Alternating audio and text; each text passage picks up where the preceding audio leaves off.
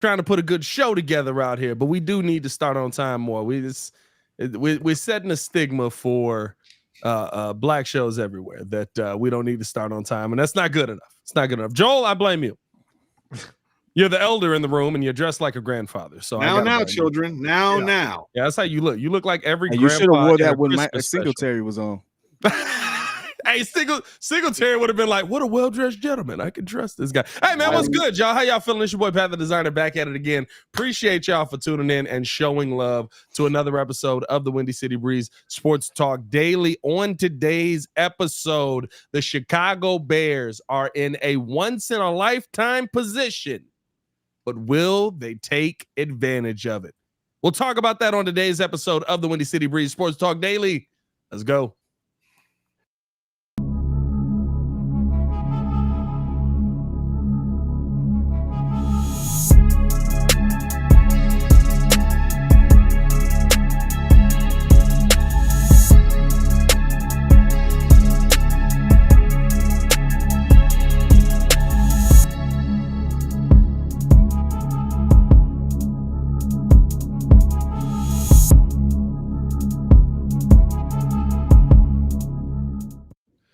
What's happening, boys? Your boy Pat the Designer back at it again. We're joined by the squad in the building. Here we got, of course, the pettiest man alive, Mr. P. Kid, the man formerly known as Ringo J. Stefan Nadon, and as always, the super producer Joel Holt.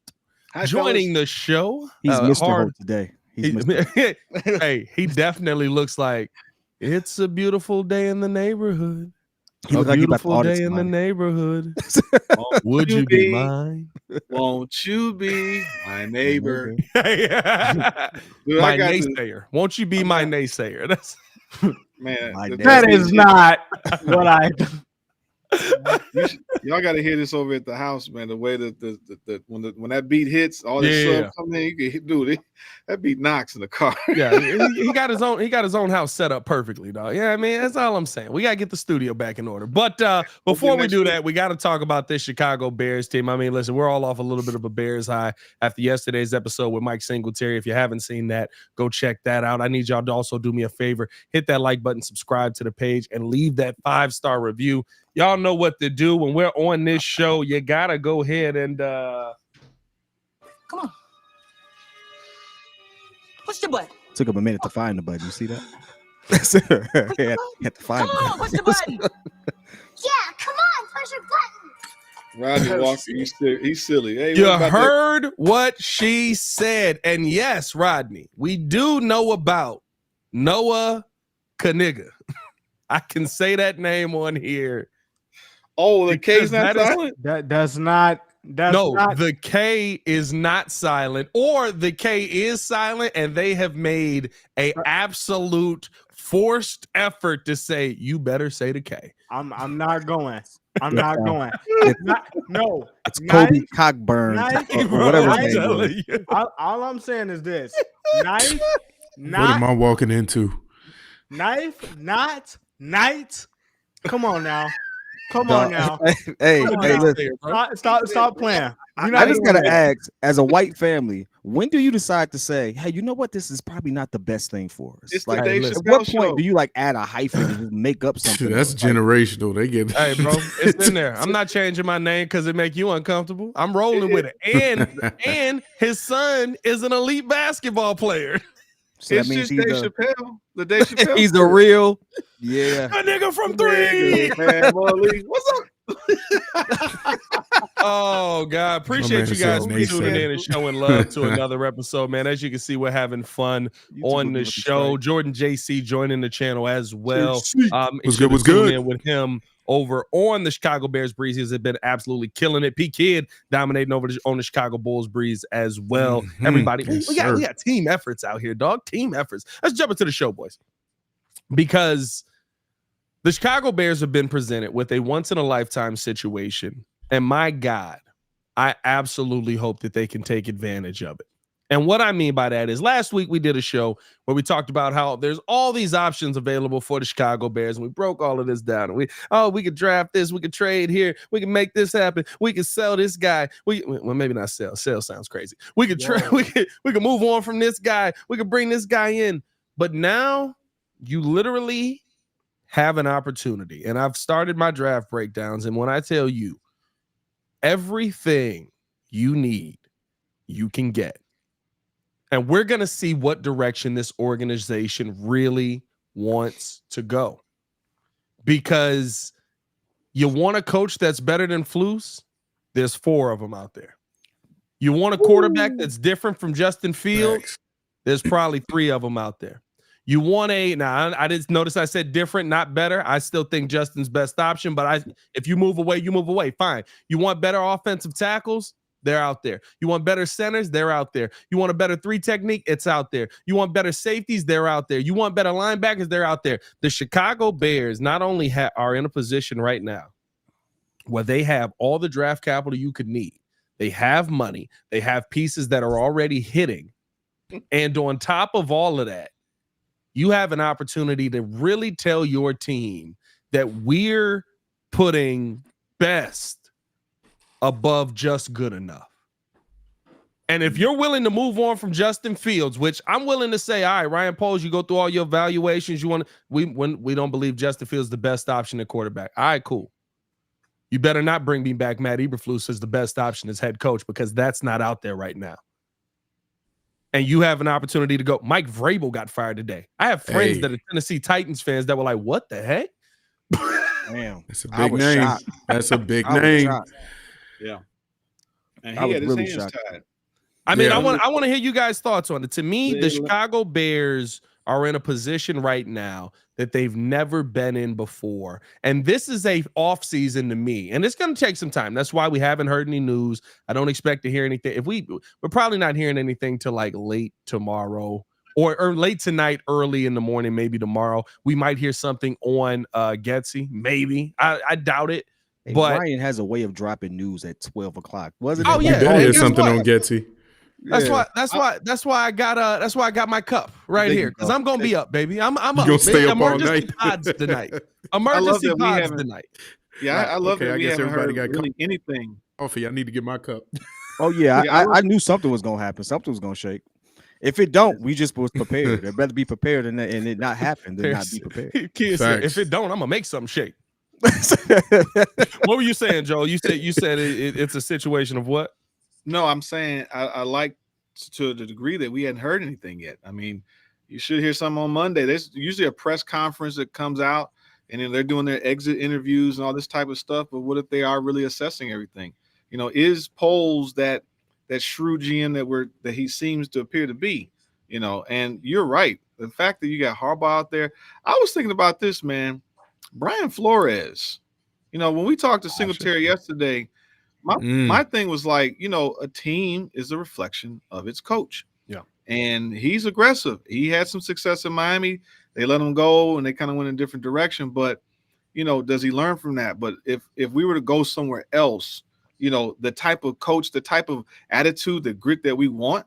Because like I said, I mean, you know, Eberflus is cool, but I don't see this, that we're just gonna have a nice team to me. I want someone that punches a team in the mouth. So I'm very excited to see, you know, Flores would be someone that I'll put on the radar, you know. I think this is the ultimate time, just piggybacking off what you're saying, Joe, for the Bears to finally get pieces that have pedigree.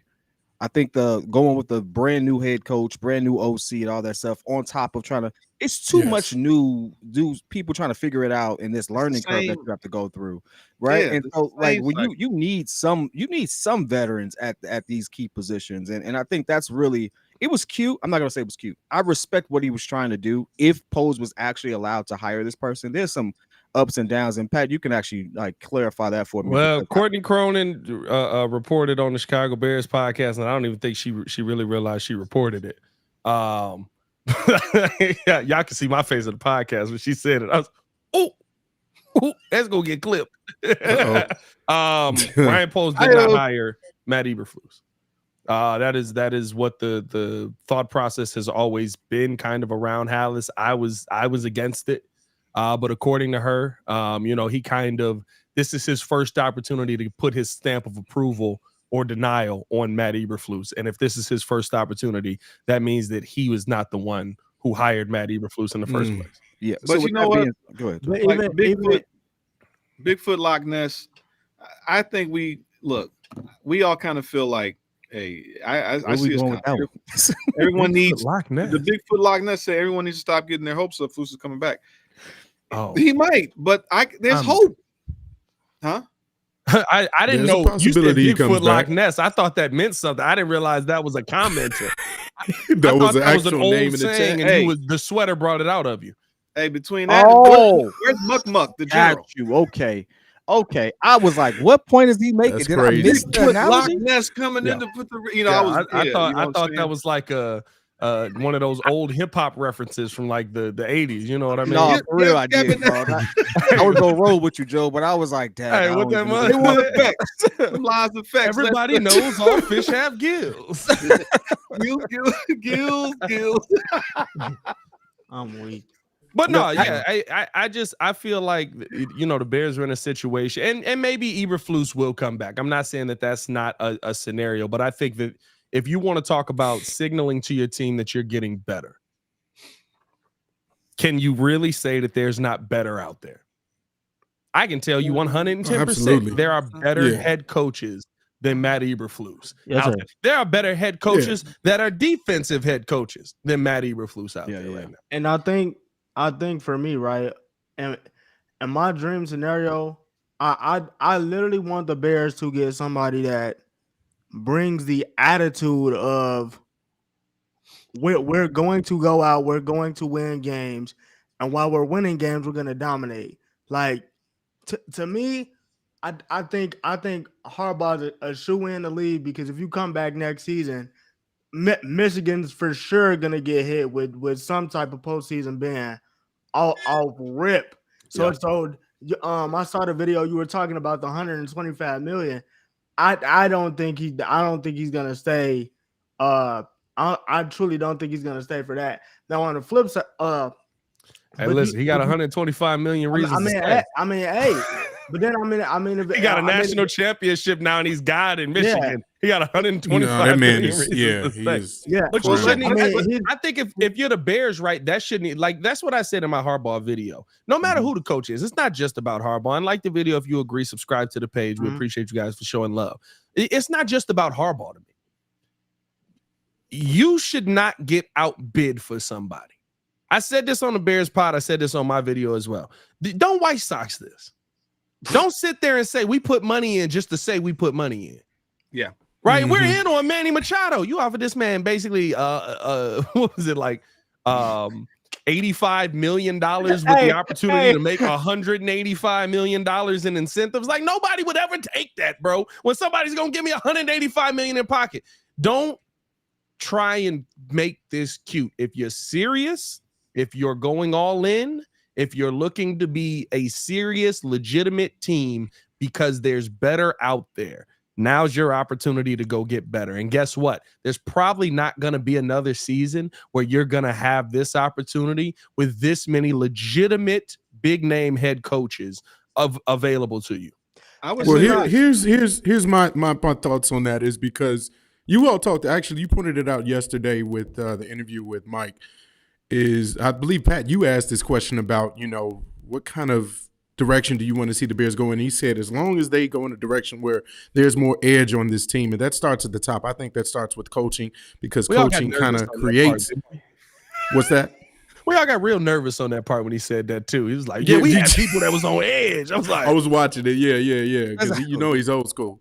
But I think that you got to go in a direction where first of all, we need experience. No more doing projects with newly hired coaches, new OCs, new DCs. We need somebody that actually knows what they're talking about, knows what they're doing, has a track record of winning. And again, we talk about Jim. Now that we see he's won the national championship in college, he's done it on all levels. He's a great, successful coach in college. He's a great, successful coach when he was with San Francisco. He's been a player. He has ties to the team. It just makes so much sense. But even if you don't go in that direction, you can still see them talking to like a Mike Vrabel who has an over 500 record and got fired, and we're still talking about Eberflus still being here. So perhaps they're waiting to see if he can state a case as to how he can save his job. But I think if we do go in a new direction, we have to get somebody with real experience in the league. Yeah, I would say this: me, he might get insulated because if he's you're talking about a potentially getting a new OC and a DC Yep. with Yeah. Eberflus.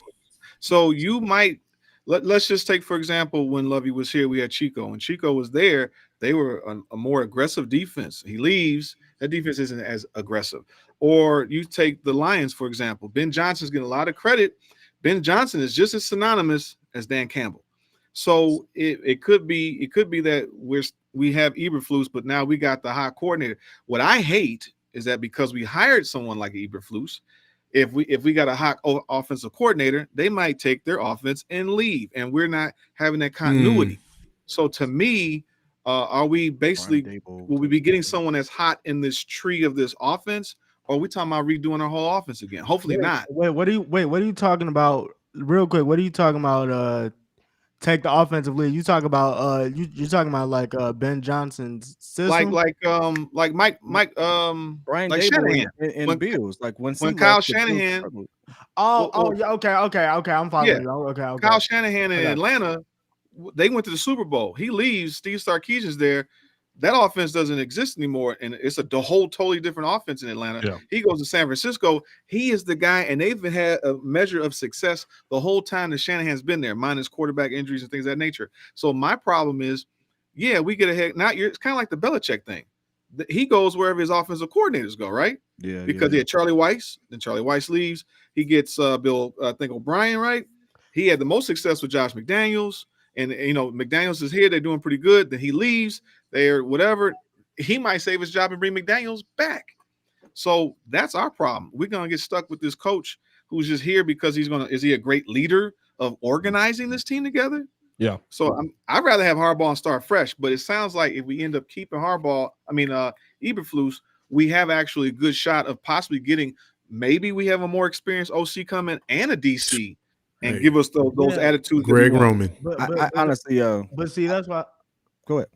Oh yeah, but even to piggyback off of that point, that's what I'm talking about, right? Like Harbaugh is the flashy hire, but he'll also resonate with the guys in the building because he has that winning pedigree on the next level. But not only that, like I said, he's going to bring that attitude that they need to turn around and win games. Like the way Michigan's defense played yesterday, Washington had the best offensive line in the nation. Penix, like Kid was saying, he likes Penix. Rib shattered too. The issue is he didn't get touched basically all season until he played that game. Yeah. So it's literally you look at that compared to what they got on the D line, and then you look at what the Lions have done with Ben Johnson in that system, bringing that attitude of, hey, we're gonna run the ball and keep our foot on their necks. It's Pat was saying in a Harbaugh video, that's what the Bears need. You need somebody that's gonna be aggressive. What the Bears need. This You- is we want- points we of want continuity. emphasis for me. If you all remember what Mike Singletary was saying, he was talking about Justin. He was talking about how QB could pick up negative. He wasn't talking about Justin, but he was talking about how QB could pick up negative habits, bad habits. Yeah. Right? Basically, because of his system and stuff like that. And I looked at that, and that's really what the situation is for Justin. And it's a sad situation. And I can see you using it as a way to kind of transition out of him. To go back to the topic of everything, like the once in a lifetime situation, we are in the once in a lifetime situation to totally reset after already being in a situation where we reset on all levels and still be successful. The reason I look at John Harbaugh as the person that I would really want is simply because he does one thing for our team that I think will speak volumes. It's not just a pedigree that he had as a player and things of that nature. We have, I think statistically, we were the third youngest team in the league. Outside of Green Bay, I forget who's number 2, but Green Bay's 1. Whoever, so we're top 5 youngest team in the league. Mm-hmm. What does John Harbaugh know how to do really well? He resonates with the young guys, which Younger Belichick crowd. Jim Harbaugh. problem doing.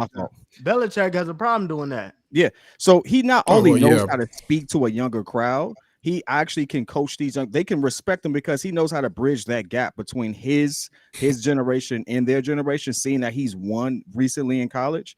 Outside of that, if they go with a new QB, he now knows how to put that QB in a better situation because, again, he knows how the college game is played more recently as everything. And the NFL was leaning toward more of a college game, as most people would say, because these kids are coming in expecting it to produce right away. So Jim is actually one of those people who actually, I think, is the best fit for us because we have the number 1 pick, we have the number 9 pick. If we totally reset from a QB perspective and we grab him, we now have the best opportunity to not only develop someone with good habits, but someone who actually can speak to that and resonate with them. And I don't think the older coaches can do that like he can. I'm not saying they're not great coaches, but he has that unique perspective, I think, when it comes into this situation. That's why I'm like, yeah, we need to go grab him. I think one quick thing I want to say too. Harbaugh was been at Michigan for a long time. He's gotten a look at Justin. Yeah, he played against Justin. Got beat by Justin. Yeah, beat by Justin. Even if you say, hey, let's keep Justin. He turned JJ McCarthy and K McNair into something to at least get them to the college football playoff. I think turned JJ McCarthy into a champion. I don't know what the heck that is.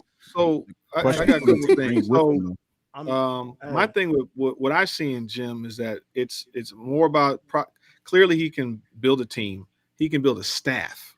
The man didn't coach for a couple of games and they still won. So his staff is capable. He clearly has a defense he wants to run, and he has had success with that. That's what I like about him. Shout out to Drew. He said rumors Warren is making polls keep loose. That would suck.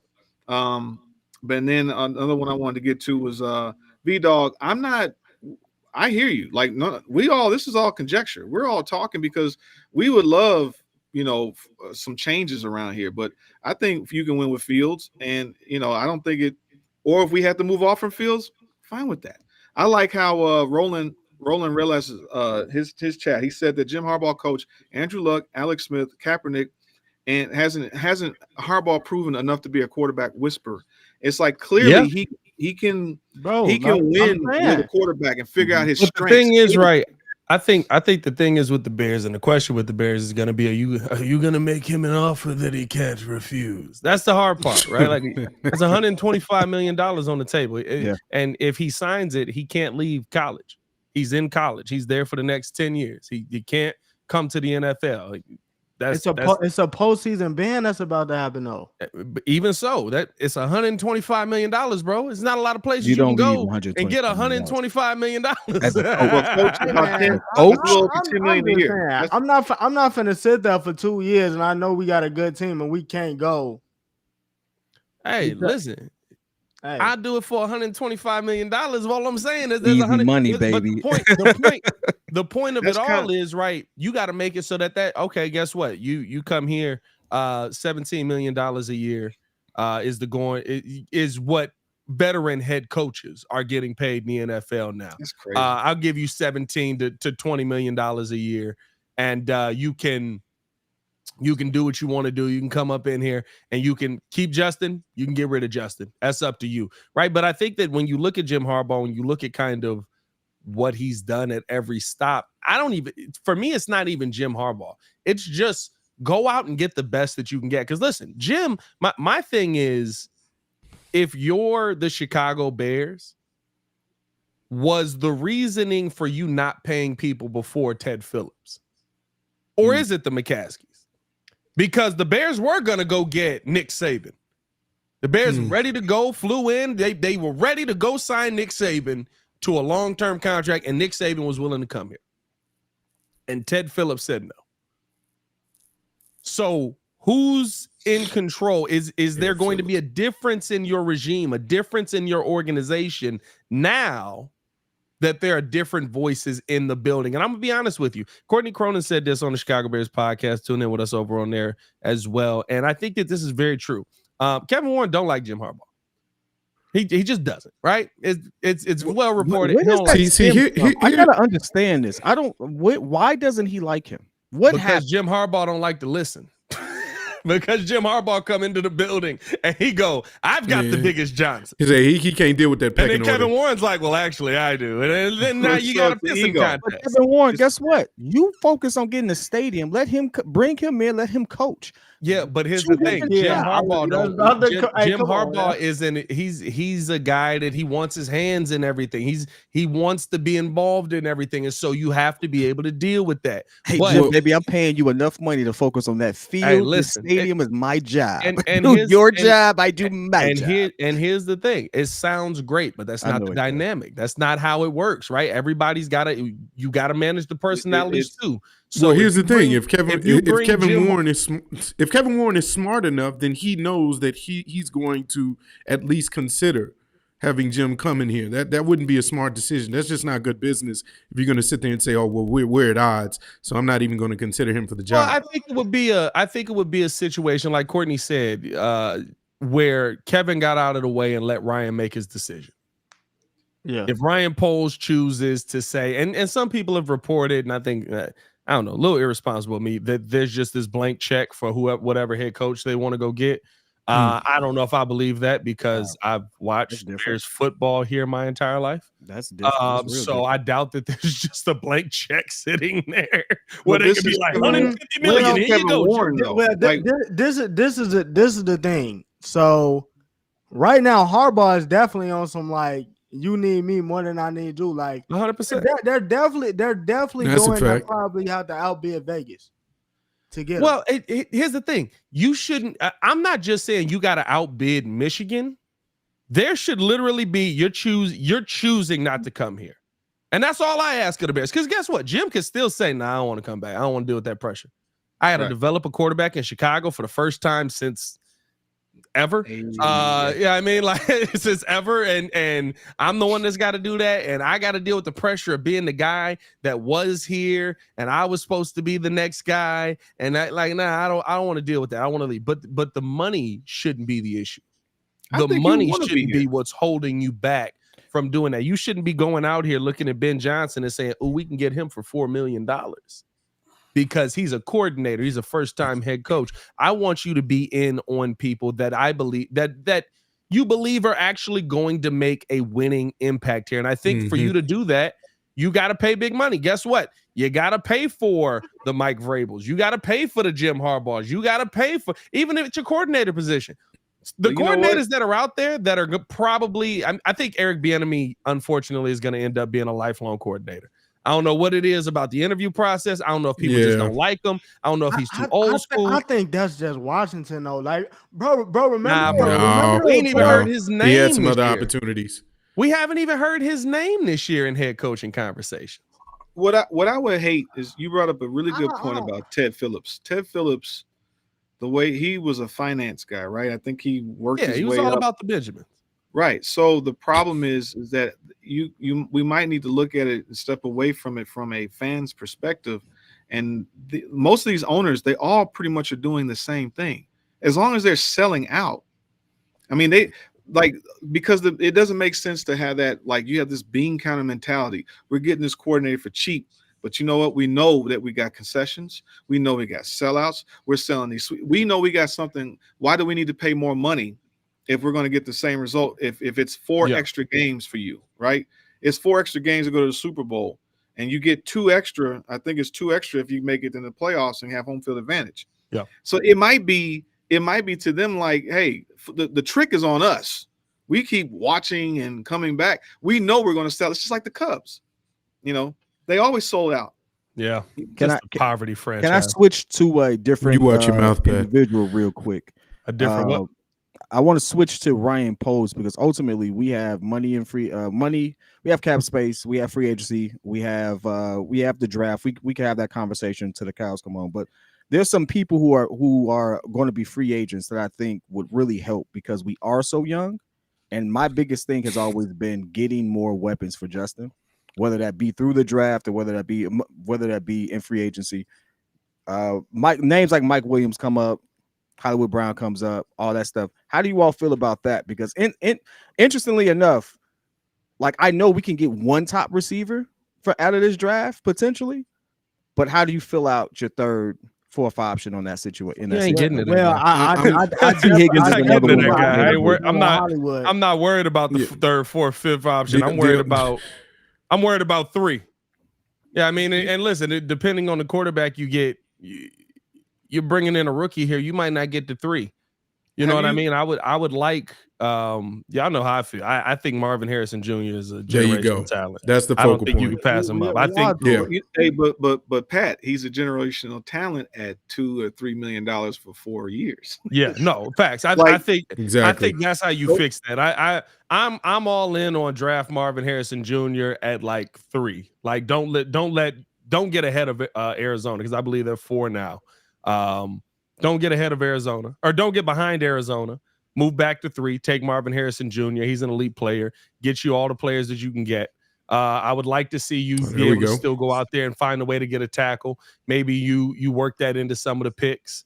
I like the idea of trading down twice. I get what everyone says about what's our boy from Washington, O'Dunes. Romeo O'Dunes. O'Dunze. O'Dunze. Romeo. He's decent. Hey, look, didn't have a good showing yesterday though. He made a great catch. I will say, Michigan had one of the top man-to-man corners. They went head up. Hey, I could care less. You can see a clear difference. And it's been all season. Like I like O'Dunze, but I feel like and he people have talked themselves out of how good Marvin Harrison Jr. is. Mm-hmm. People have literally talked themselves out of how good they're like. I don't, listen, he doesn't the footwork here, and look at how he attacks them. And it's like when the ball go up in the air and it come down, and it's a dude hanging off his back, he catch it.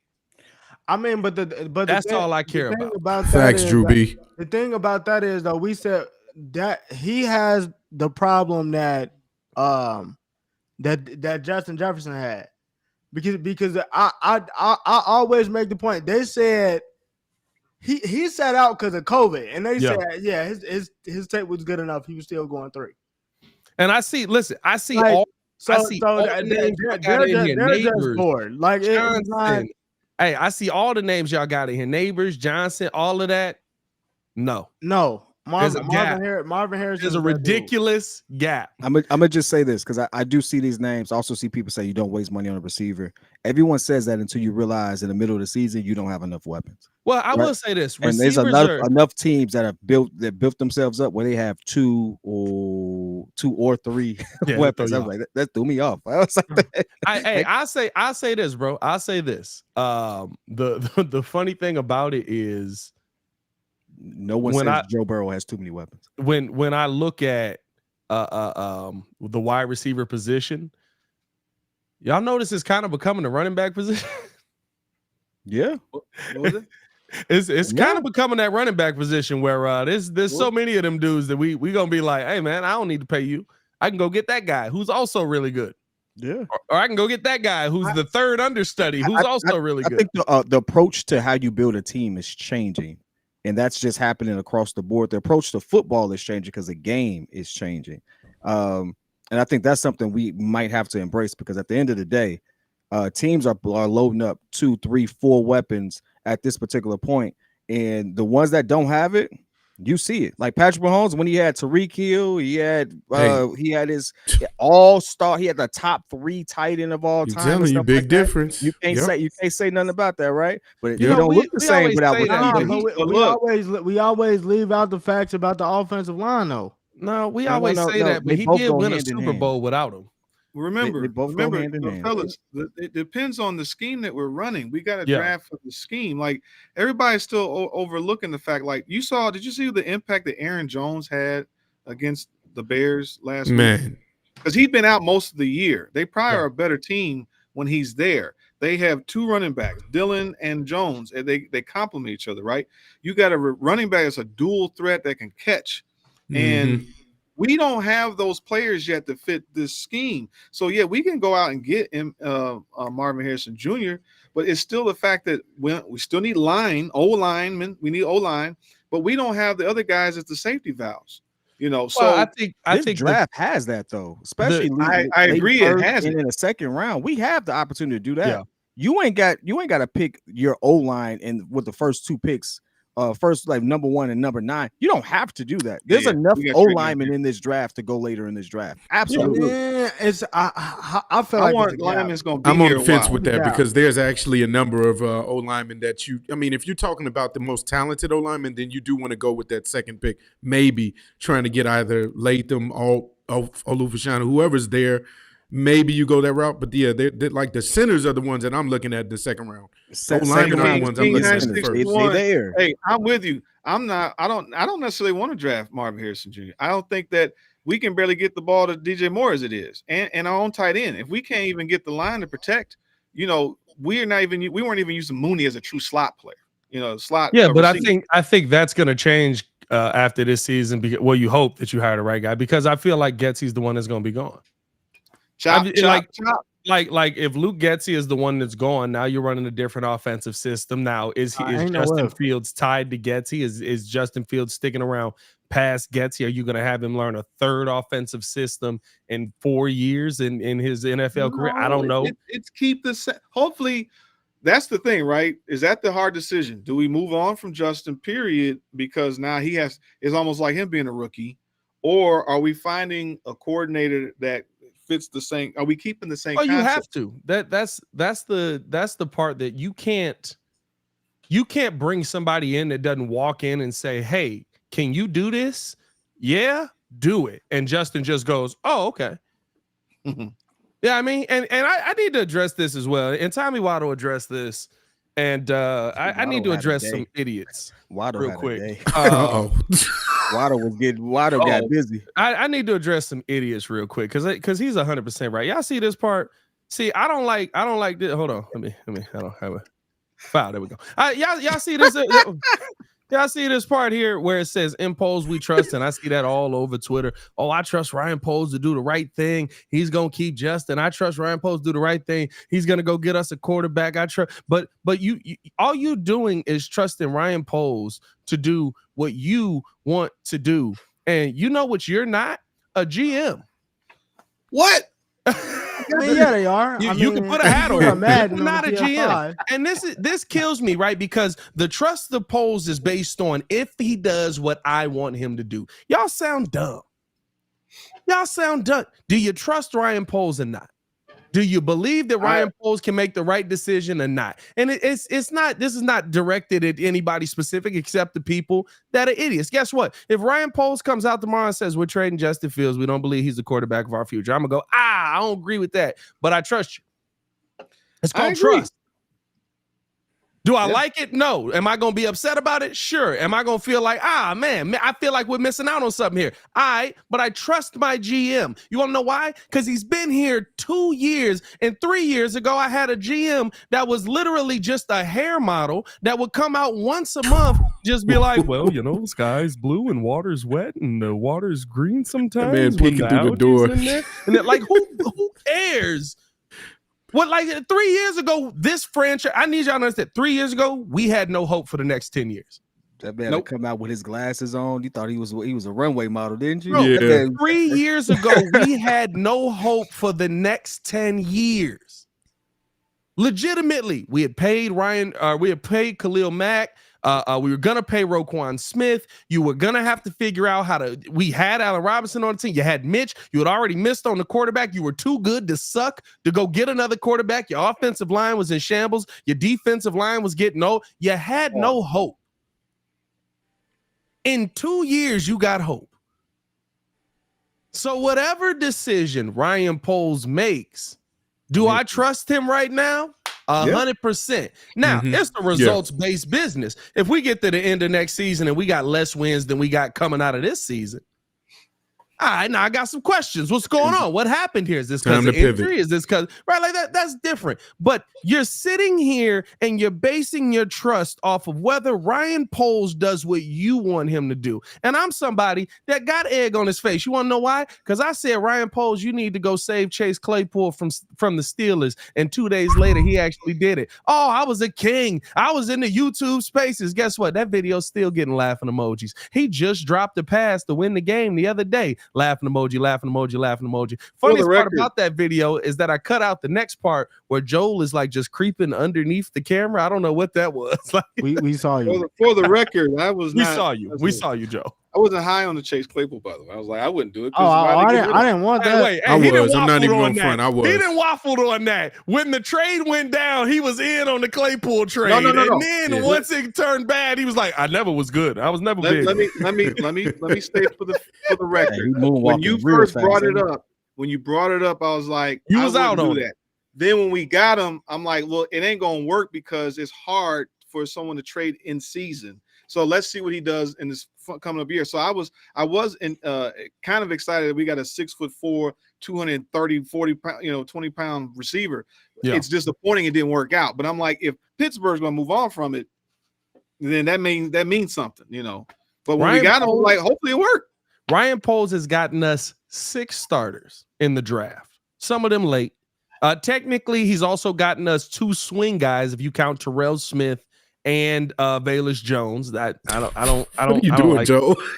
Joe trying to put this right here. He wants to show his graphic off. He's gotten us legitimately right. Jaquan Brisker. Joel don't even have one of the starters on here. Jaquan Brisker, Tyreek Stevenson, Kyler Gordon, Jack Sanborn. Everybody forgets about Jack Sanborn. Jack Sanborn, probably one of the smartest people on the team, got him undrafted. Tevin Jenkins is previous. Got you Braxton Jones. Whether we like Braxton Jones or not, he's a 5th round pick that is over accentuated. Overachieved. Thank you, kid. You need to put Eddie Jackson in the red, by the way. For him to do. He got you a right tackle in this draft. Like, how can you not trust this dude? And to me, it's the dumbest thing in the world when people are like, I literally seen people under videos. I trust Ryan Poles as long as he keeps Justin Fields. Shut up. Shut up. What do I trust Ryan Poles as long as he keeps my favorite quarterback? You go cheer for him on another team then, because I trust the dude that's building the Chicago Bears. And I don't do the whole everybody. That's a mic drop right there. We go ahead and end the show. It's a lot of people out here that's trying to force me, like, you gonna cheer for Justin on another team. If he get traded, I'm gonna cheer for that team. I'm like, yeah, I'm not. If you want to, I'm agree. not that At guy. the end of the day, we're Bears fans, right? We want to. He appears to be a controlled, smart GM. So, my preference, I say build the team up like a Kansas City squad. Yeah. If Fields works, or even if he never achieves the level you want that you want him to be, well, then you can either trade him after next year, because you don't have to pay him. You don't have to pay him for 2 years. Yeah. So, or he's in even a better situation. Not only did Fields play enough to make everybody appreciate him, so not only do we get the first with the 9th pick, and now we can trade down that first. You might even get a first round. If not, we definitely said a second, if not third, for Justin.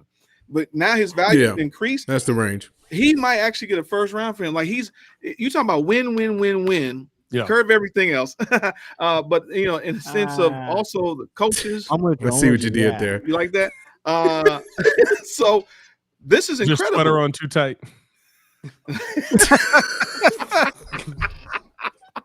I'm just saying, but the whole point is that you got Harbaugh or some great coaches that are coming available with all these picks, potential, but you still got to hit. You still got to, but his scouting seems to be solid, except for the McCaskey guys that's in the receiver room. That's it. I mean, yeah, we gotta get rid of. Well, I'm not gonna lie to you. Here's another failure. And I don't know if this is on Luke Getsy or not, but Luke Getsy was a coach on the college football, like when they do like the all-star game for college at the end of the year. The Senior Bowl. The Senior Bowl. He's the coach for the Senior Bowl. Guess who was on his team along with Tyler Scott? Romeo Dobbs, who was taken after Tyler Scott. What's his name? Martavius Wicks. Oh yeah, from the Packers. From the Packers, yeah, he also was on his team. So we had a dude there that got an up close and personal look at all of these guys. And he picked Tyler Scott. And oh, by the way, he's given all of Darnell Mooney, the guy who we kind of trust a little bit more and thought that Justin had this great relationship with. He's given all of the responsibilities that Darnell Mooney had last year to Tyler Scott. Like, he's giving them to his guy. And guess what his hasn't really guy's doing? proven anything this year. I'll play a little devil's advocate just because he hasn't played that well this year. Tyler hasn't proven anything either, but I think it's kind of noticeable that Darnell is kind of on the outskirts. Y'all right. My bad. It was Jaden Reed, not Romeo Jaden Dobbs. I said Reed. the wrong pack. Yeah, Jaden Reed was right after him. Dobbs is the second year. Oh, okay. Dobbs in the second year. Dobbs was last year. Okay. Yeah, he's right, 100%. I believe we took Valus over Dobbs, though. Am I mistaken on that, or was he before The Dobbs? fact that we took Valus over anybody is Valus over. Well, I mean, me? Valus in college was nice. He was just an older Valus was a draft kick prospect. returner. my G Valus should have been 199. No, you're only saying that. You're now. looking at it When from we the were standpoint of drafting, how no bad one- he is now, but I'm saying from out of college, he was a Nah, very good player. even No, in no, no. college, he was a kick On the returner. draft night, Pat, what did I say? He was a kick returner. Pat, what did I say? Nah, I he was a good like, receiver at Tennessee. I was like, Actually, here's the thing. In college, you just went, who? who? Like, literally. Or who on did? draft night, I should say, you went, who? I went, who? Hey, the whole chat was like, who's this guy? I remember it vividly because I'm like, out of all the names we had, we said him. Valus was an interesting He pick. was like bro. 26 years old. Now listen, I'm not gonna lie. Yeah, to you. he's an older prospect. I like Tyler Scott, but Tyler Scott got the same issue right now that he had in college. Tyler Scott, great feet off of the line, can really Tyler Scott has all the makeup to be a good wide receiver. He can get off the line, he can create separation. Quick. He's got great He's gotta get speed. bigger. But when the ball, not even that, because he's so fast. Yeah, as long as you don't get killed, which is technically it's illegal to do, he should survive. But he got to catch the ball when it hit him in the hands. I think that I think back to the poll situation. He's Let's going relax, to- Joe. Oh, Not you. He looking at the chat. Let's relax. I would say, okay, yeah. The thing is That was also a pause, though. The poll situation, that was crazy. Well, what we've seen from Ryan Poles Yeah, there we is go. that I don't think he's going to do. He hasn't done anything traditional.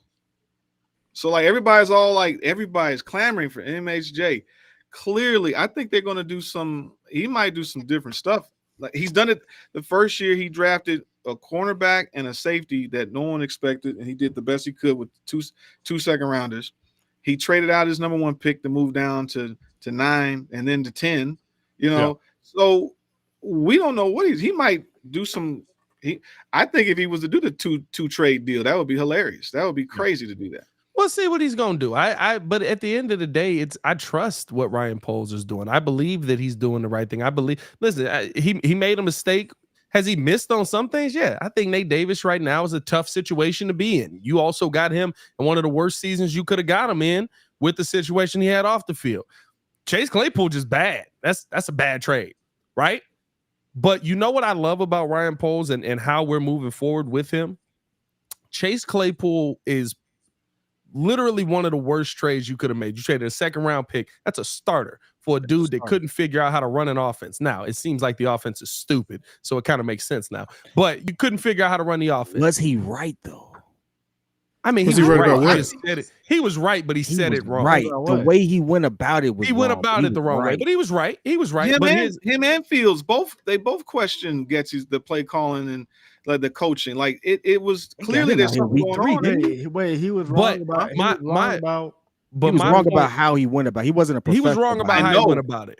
But they did. The point is that there's a lack of Claypool? respect for them. Is the point? So between Fields or Claypool, he's more of a head case, but the talent was there. You couldn't. DJ Moore is still saying the same stuff, but he's saying it the right way. He's going. Yeah, DJ the Moore is system's kinda fine. just There's like- just some things that we need to tweak. Like being explosive and throwing the football. I Like, ain't you know what I gonna mean? lie, Like DJ Moore is that's calling basically people out. saying you're not Yeah, using DJ the was calling offense the people right out way. in that exit meeting. I ain't gonna lie, Yeah. DJ Moore is kind of like I'm your best receiver. You know it. You ain't gonna Hey, do nothing.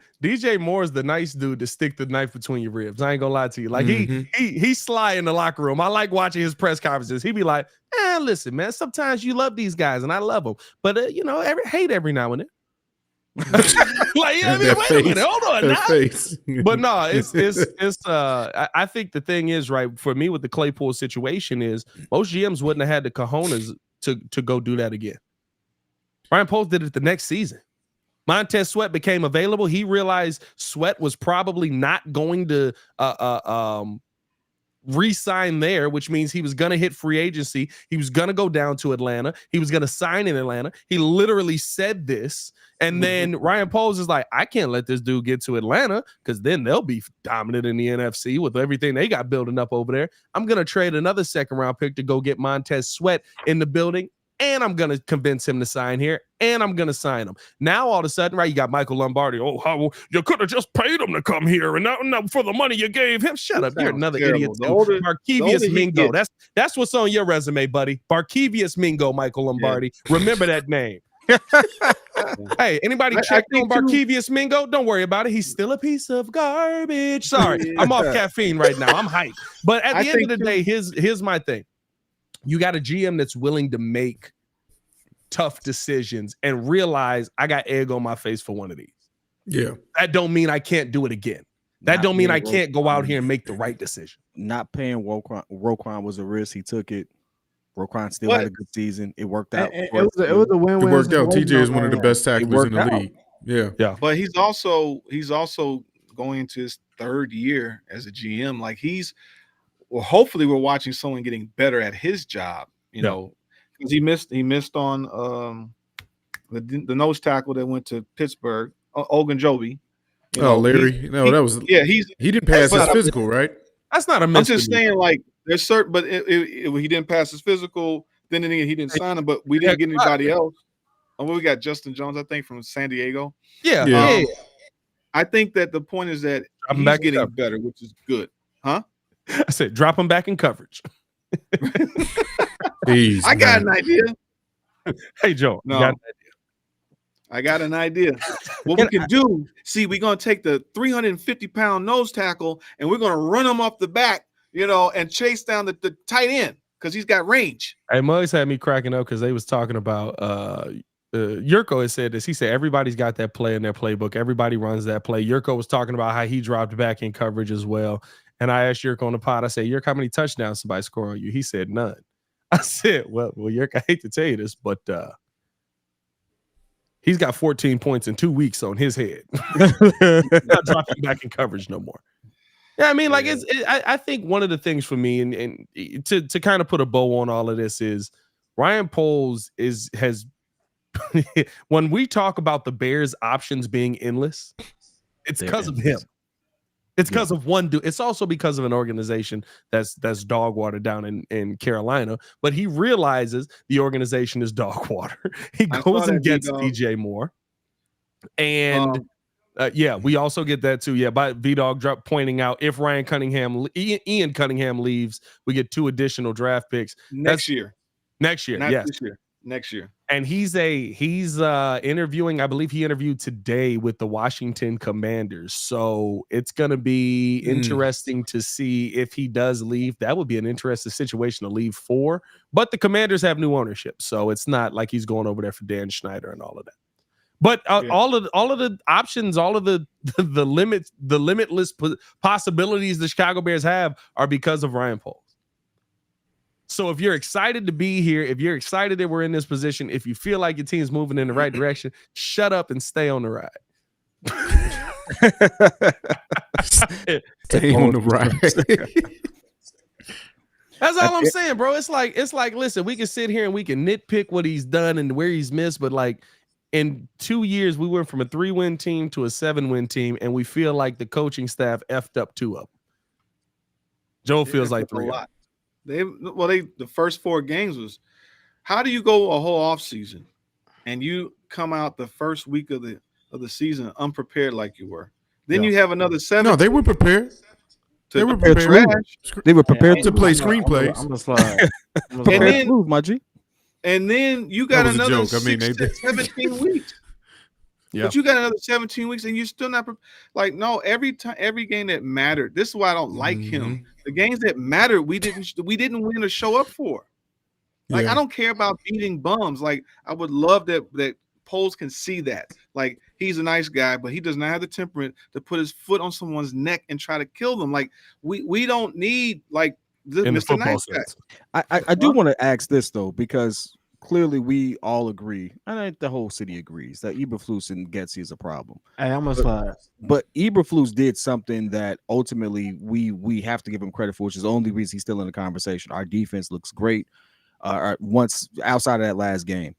But if he goes, so does kind of that. I mean, not the system necessarily, but like who necessarily takes over that and continues that trajectory? Who are you replacing? Because I will say, as a DC, I think Eberflus is up there. You got to give him Eberflus is up there. I mean, that doesn't matter. I don't know why that narrative. I'll say this out there. as a double-edged DC. sword. I let him go. My defense might take a step back. Well, as a DC, you feel better about as a DC, you feel better about Matt Eberflus being that position, right? But as a DC, in these last 7 games, for some reason we overlooked this. The defense lost 2 of the games. They play conservative. As a DC, the defense let you down in the Detroit game. As a DC, the defense let you down in the Denver game. Now, a defense that didn't have Montez Sweat at that point, very different. But there are still right. Like if you and an incomplete defense at that, we don't have Jalen Johnson, defense, 100%, 100%. But even I still look at all of those situations and say, if he was just the DC, we'd probably be calling for his head. But because he's the head coach of a situation that, if we're being honest, he put the team. But like we were like, he bounced back and fought back and got back into it. And it's like, he bounced back from a situation that he put us in. He had the team unprepared the first 3 weeks of the season. He made the wrong decision in week 4. He went into a loser's mentality in that Detroit game. Like this, did the defense get better? 210%. But is it finished? No. He had his defense not ready to go versus the Green Bay Packers in a game that allows them to get in the playoffs. You have nothing to lose. All you had to do you could sit there and just throw the kitchen sink at this team, and you did nothing. You just sat there pedestrian, playing not to lose, playing scared. I think it's tough because what's the step back? Like this, if the step back is like we are pretty much still a 7-win team, but our defense is a little bit worse, then I guess that's a step back. But I think that you're going to add to this defense. You're going to put pieces in place. Yeah, they might have to learn a different language for the system that they're going to be in. But I wouldn't think that you bring a new head coach in and you're just like, hey, but we're not. The thing is, this is a pivotal point of this team. That defense is not set. You can still go to a traditional 4-3 and then come out and get like a blitzing linebacker. You're playing a 42 nickel. You're playing a lot of soft coverage. Lance hates how much soft coverage we play. Yeah, I'm with him. Tyreek, you can move Tyreek in, like he can be all over the place. And you got Brisker, like you got 2 dogs back there. Like this defense is not fully set. Like until they can literally go 2 jumbos in the middle for the 4-3, or they can go to this 3 technique and then keep this, this cover 2 defense. Like it's not all the way set. So this will be very interesting. Even on the offense is not set yet. Yeah. Like we don't have the running backs to run this zone blocking scheme. We only have 1 capable receiver and a good tight end. We still need the other lineman. And I got a question. Go ahead, Joe. I'm sorry. I thought you was finishing.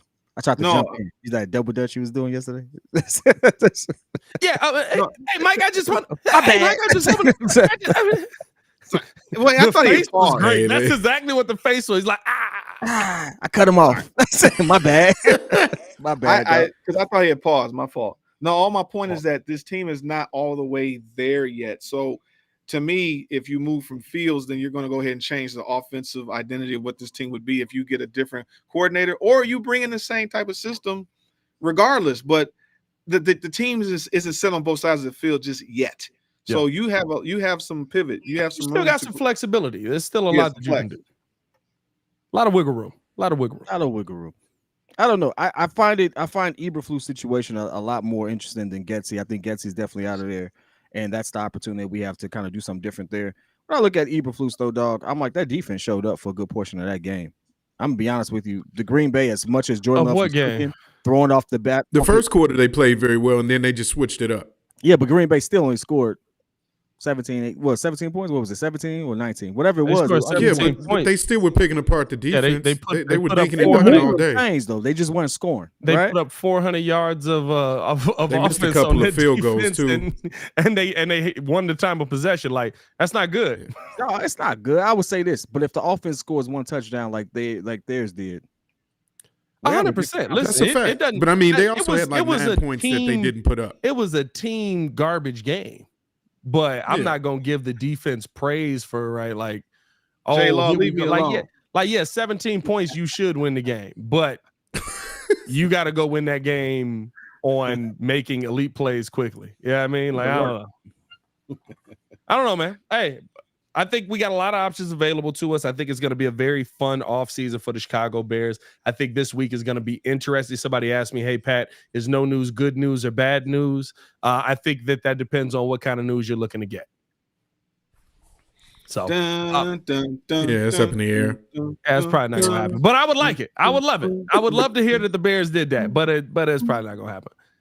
Hit that like button, subscribe to the page if you guys have not done so. Appreciate you guys for tuning in and showing love. As always, man, it's your boy Pat the Designer back at it again. Joined by the pettiest man alive, the super producer Joel Holt and Jordan Harbaugh. JC. Make sure you get in tune with Jordan over on the Chicago Bears Breeze. Get in tune with Kid over on the Chicago Bulls Breeze. Plenty of Bulls news going around here, boys. It's there's some trades afoot possibly. It's going to be interesting to see. And tune in with Joel at the old folks home for a nice cup of soup.